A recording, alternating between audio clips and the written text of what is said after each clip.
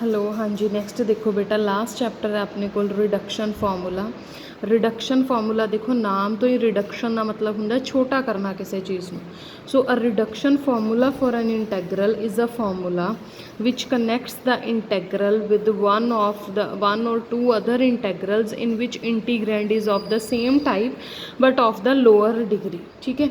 The repeated application of the reduction formula enable us to express the given integral into such a simple integral which can be evaluated by one of the methods done in the lower classes. ठीक है। there are two important methods of obtaining reduction formula. first is the method of integration by parts, next है method of connecting the integrals. ਹੁਣ देखो अपने को suppose करो ਆ ਇੱਕ ਫਾਰਮੂਲਾ ਉਹਨਾਂ ਨੇ ਰਿਡਿਊਸ ਕਰਨ ਨੂੰ ਕਿਹਾ ਕਿ ਰਿਡਿਊਸ ਦਾ reduction formula of I n is equal to integral x raise to power n e raise to power x dx। ਹੁਣ ਇਹ ਆਪਣੇ ਕੋਲ ਆਈ ਐਨ ਗਿਵਨ ਹੈ।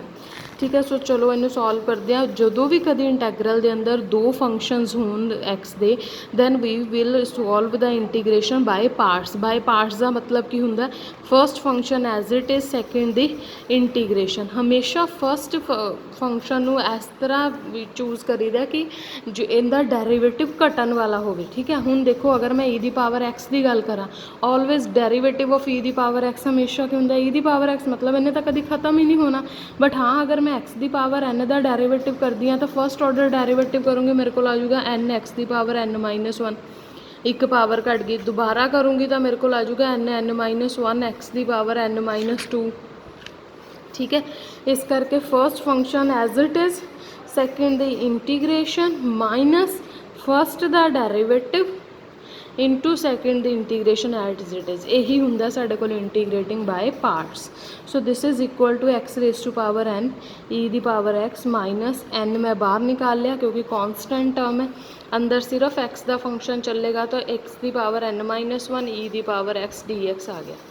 ਹੁਣ अगर तुसी एक चीज़ ध्यान नाल देखी होवे तो जिहड़ा इंटैग्रल दे अंदरली टर्म है जिहड़ी गिवन सी उहदे च सी एक्स दी power n into e the power x I n. ठीक है। हुण जिहड़ी आई है वो की है आई एन माइनस वन। ठीक है। हुण देखो आई एन खत्म हो गया ना एक तरह ना, अदरवाइज जे इहदी इंटीग्रेशन सॉल्व करिए ना कभी खत्म ही नहीं होने। So I n is equal to क्या आ गया एक्स दी power n into e the power x minus n I दी power n minus one. That means reduction formula means expression or presentation of the integral in terms of the same term but with the lower degree. ठीक है। हुण अगर मैं इत्थे suppose करो अगर तुहानूं पेपर च रिडक्शन फॉर्मूला पूछा जाए तो इत्थे तक है रिडक्शन, जिथे इंटीग्रेशन खत्म होगी that is your reduction formula. ठीक है। जिथे इंटीग्रेशन खत्म वो तुहाडा की है रिडक्शन फॉर्मूला।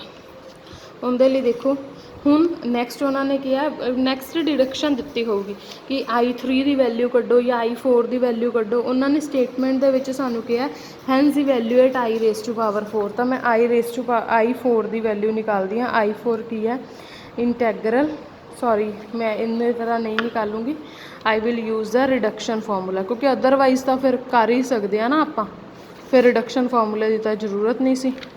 सो जिथे मेरे को एन है उत्थे मैं की है आ लिख दूँ। सो आई फोर के लिए मैनू आई थ्री चाहिए, कोई गल नहीं असी एन नू थ्री पुट कर देने, वो आ गया इत्थे आ गया आई टू। हुण आई थ्री लिए मैनू पता लग्या कि मैनू आई टू चाहिए। ठीक है। फिर असी अगेन इहदे च एन नू टू पुट कर देने आई टू ली। देखो मैं करना इंटीग्रेशन सॉल्व है बट मैं टिपिकल इंटीग्रेशन वाला मैथड नहीं लगाती थी। हुण आई वन पता लग्या इत्थे, सॉरी स्केयर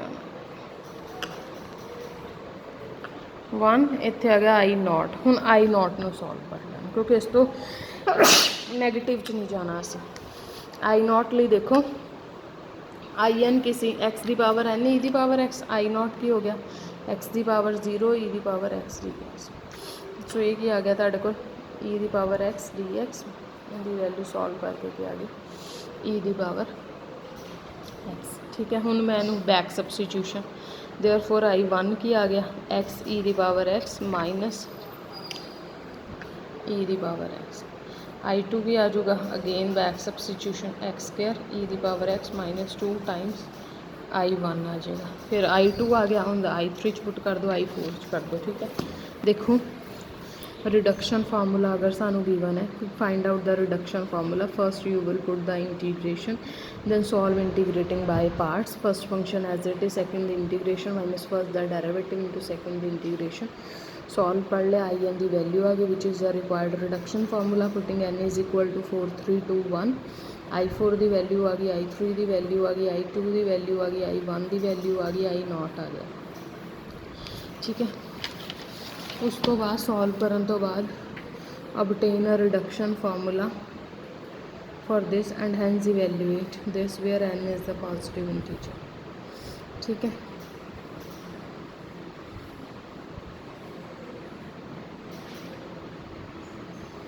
अगेन सपोज करो उन्होंने क्या है, obtain the reduction formula for this. चलो ठीक है, इंटीग्रेटिंग बाय पार्ट्स में जिथे रिपीट होना शुरू होया सेम पता, which is required reduction formula and hence evaluate this. इन्हें सॉल्व करने लिए first as it is, second the integration, first the derivative, second the integration. ठीक है, but now limits are given, so we will put the limits. So upper lower limit put करनी है, zero तो direct put हो जाएगी, but upper limit अगर मैं put करनी है तो मेरे को की बनेगा इनफिनिटी बाय इनफिनिटी वाला case. So L hospital rule नाल इनू सॉल्व कर लेना। वो किस तरह होएगा कि वो कहते कि x raise to power n over e raise to power x is zero for n greater than zero. ये बेटा हुंदा भी है, क्योंकि अगर तुहानूं मैं लास्ट ते सॉल्व भी करके दिखानी है। ठीक है, इस तरीके नाल तुहाडा ये पूरा जिहड़ा चैप्टर है ना रिडक्शन फार्मूला, ये रिडक्शनस ते ही बेस्ड है।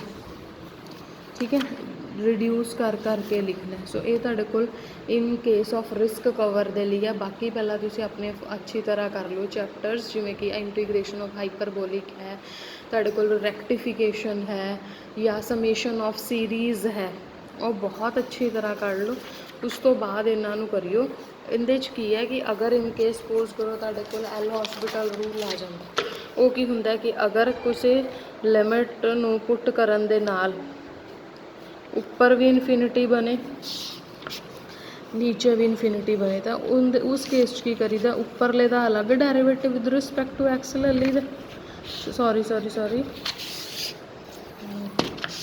उस केस च की करीदा बेटा, उपरली टर्म का अलग डेरिवेटिव इंडिविजुअल डेरिवेटिव, नीचे वाली टर्म का अलग। अगेन अगर मैं इहदे च पुट करती हाँ n tends to infinity, sorry limit x tend to infinity, इतने में limit x tend to infinity again मैं पुट करती हूँ, again infinity by infinity form है। बट हाँ एक चीज़ क्लीयर है कि हर बार डेरिवेटिव करने नाल नीचे वाली टर्म में कोई फर्क नहीं पैंदा, उपरली टर्म की एक एक पावर घटती जाती है। सो अगर मैं कॉन्टीन्यूसली इनका उपरली टर्म का एन टाइम्स डेरिवेटिव करा तो मेरे को n-1 n-2 so on up to कितने ना जाके एक्स खत्म हो जाऊगा, ओवर दे विच सेम रहना, क्योंकि ई दी पावर एक्स का डेरिवेटिव सेम ही होंदा। Now limit x tend to infinity, देखो something over infinity is zero answer. ठीक है, ये तुहाडा रिडक्शन फार्मूला। इहदे नाल दियां पहलियां दो एक्सरसाइज अच्छी तरह